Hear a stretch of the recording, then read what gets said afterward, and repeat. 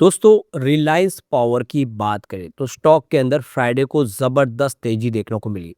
काफ़ी समय के बाद स्टॉक इंट्राडे में 50 को क्रॉस कर गया। तो ये शानदार तेजी जो बनी उसके बाद में एक बड़ा झटका लग गया अनिल अंबानी को फिर से। तो यहाँ पे इस बार देख सकते हो कि रिलायंस पावर के एग्जीक्यूटिव डायरेक्टर और चीफ फाइनेंशियल ऑफिसर यानी सीएफओ को ईडी ने गिरफ्तार कर लिया और एक पूरा का पूरा जो मामला है नेगेटिव हो गया फिर से। तो ये आप समझ सकते हो कि अनिल अंबानी के लिए सबसे बड़ी प्रॉब्लम है जब बाजार पॉजिटिव होता है इसके लिए और स्टॉक दौड़ने लगता है, कुछ बैड न्यूज आ जाते हैं और फिर स्टॉक के अंदर संभावना कमजोर पड़ जाती है। इसके बीच में कुछ बड़े फैसले मैनेजमेंट ने किया, कुछ नई अपॉइंटमेंट हुई है, इसको समझने की कोशिश करेंगे। क्या आने वाले समय में रिलायंस पावर शानदार कर पाएगा या फिर वापस नीचे की तरफ आता हुआ दिखाई देगा, क्योंकि लोगों को समझ में नहीं आ रहा कि इस स्टॉक में करे तो करे क्या। जैसे पॉजिटिव माहौल बनता है लोगों को लगता है ये तेजी और बनेगी और उसके बाद एक आधी बैड न्यूज और उसके बाद लगते हैं लोअर सर्किट स्टॉक आ जाता है नीचे। फिर से वही हो रहा है। यानी मंडे को एक तो आप देख सकते हो कि डोनाल्ड ट्रम्प ने बड़ा झटका दे दिया है, चाइना के ऊपर 100% टैरिफ लगा दिया है, जिससे माहौल पूरा निगेटिव हो चुका है। ऐसे में दबाव की स्थिति है और ऊपर से बैड न्यूज। तो रिलायंस पावर के लिए इस समय मुसीबत है और ऊपर से 20% की सर्किट लिमिट है, तो उसका नुकसान भी हो सकता है। ऐसे में क्या संभावना बन रही है उसको समझेंगे और पूरी अपडेट क्या उसको भी जानेंगे इस वीडियो के माध्यम से। लेकिन फ्रेंड्स उससे पहले अगर आप पहली बार हमारे चैनल पे आए तो चैनल को सब्सक्राइब कर दीजिए, एक बेल आइकॉन दबा दीजिए ताकि जब भी नया वीडियो बने पहला नोटिफिकेशन आपको मिले। वीडियो पसंद आए तो लाइक शेयर जरूर कीजिए। चलो फ्रेंड्स वीडियो स्टार्ट करते हैं। मैं हूँ आपका दोस्त एस बी दवे और हमारे अपने चैनल ऑनलाइन कमाई में आपका बहुत बहुत स्वागत है। तो सबसे पहले रिलायंस पावर के कारोबार की बात करें तो 48.60 पर क्लोजिंग थी, बीएससी पर 9.34% की शानदार तेजी के साथ। लेकिन ये स्टॉक 50.70 तक भी चला गया था। यानी जो स्टॉक की शुरुआत 44 पर हुई थी वो इंट्राडे में 50 को क्रॉस कर गया। यानी एक छोटे स्टॉक में 6 रुपए का बड़ा जंप काफी मायने रखता है। लेकिन उसके बाद आ गई बैड न्यूज जिससे पूरा माहौल फिर से गड़बड़ होता हुआ दिखाई दे रहा है।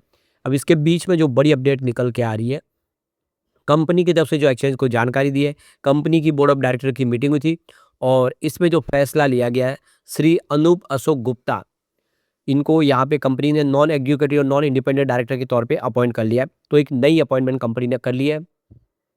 इसके अलावा देखें तो श्री नीरज पारेख इनको एग्जीक्यूटिव डायरेक्टर और चीफ एग्जीक्यूटिव ऑफिसर के तौर पे कंपनी में एडिशनल चार्ज सौंपा गया है।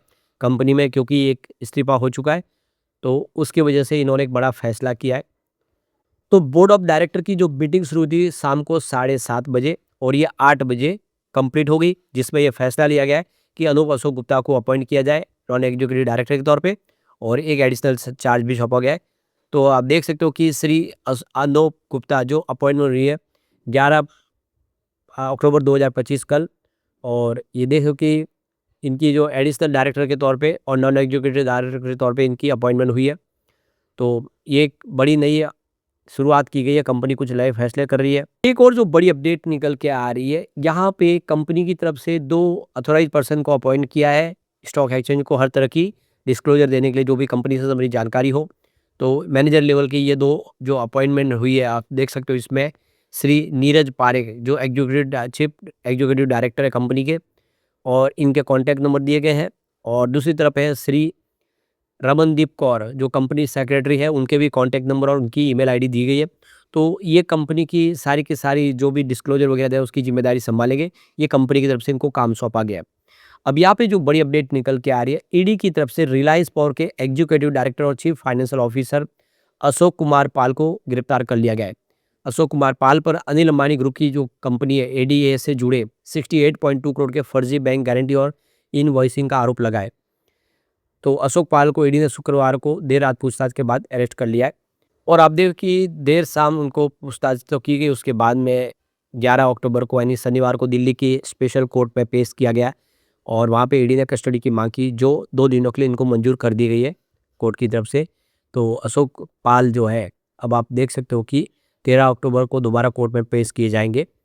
ईडी के मुताबिक पाल ने रिलायंस होम फाइनेंस और रिलायंस कमर्शियल फाइनेंस से 12,524 करोड़ के लोन बांटे हैं, जो ज़्यादातर अनिल अंबानी ग्रुप की कंपनियों को दिए गए। अशोक पाल पर फर्जी दस्तावेजों को मंजूरी देने और पैसे गलत तरीके से ट्रांसफर करने का भी आरोप लगा है। अगस्त महीने में ईडी ने अंबानी को इस जांच के सिलसिले में पूछताछ के लिए बुलाया था। ईडी की जांच के बाद अगस्त में मुंबई के 35 जगहों पर छापेमारी की गई, जिसमें 50 कंपनियां और करीब 25 लोग शामिल थे। इससे पहले यस बैंक के साथ फ्रॉड मामले में सीबीआई ने 18 सितंबर को अनिल अंबानी और अन्य लोगों के खिलाफ 2 अलग-अलग चार्जशीट फाइल की थी। इन पर आरोप है कि अंबानी ग्रुप की कंपनियों और यस बैंक के पूर्व जो सीईओ थे राणा कपूर के परिवार की कंपनियों के बीच कथित तौर पर फर्जी लेन-देन हुए, जिसमें बैंक को 2796 करोड़ रुपए का नुकसान हुआ है। सीबीआई ने कहा था कि राणा कपूर ने अपनी पोजीशन का गलत इस्तेमाल करके यस बैंक के फंड्स को अंबानी की फाइनेंशियली कमजोर कंपनियां जिसमें आरसीएफएल और आरएचएफएल में डाला है, जिसके बदले में अंबानी की कंपनियों ने कपूर फैमिली की कंपनियों को कम ब्याज पर लोन और इन्वेस्टमेंट दिए। ये एक क्विड प्रो लेन देन का सौदा था। तो आप देखें कि इसके माध्यम से दोनों ने फायदा कमाया और वो पैसा जो लोगों का पैसा था वो गलत तरीके से नुकसान में चला गया। और सीबीआई ने ये केस 2022 में यस बैंक के चीफ विजिलेंस ऑफिसर की शिकायत पर शुरू किया। Chargesheet prevention of corruption act और आईपीसी की धाराओं के तहत दाखिल की गई है, जो धोखाधड़ी, आपराधिक साजिश और पब्लिक प्रॉपर्टी के दुरुपयोग से जुड़ी हुई है।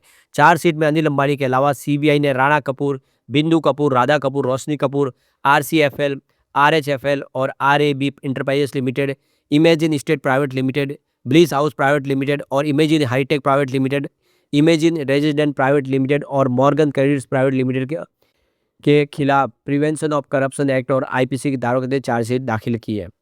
तो यहाँ पे अनिल अंबानी के खिलाफ ईडी ने कार्रवाई आखिर क्यों की? तो 3000 करोड़ का जो लोन का मामला है, उस लोन के मामले से जुड़े पूरे मामले में ये कंप्लेंट 2017 से 2019 के बीच में जो गलत तरीके से लोन बांटे गए।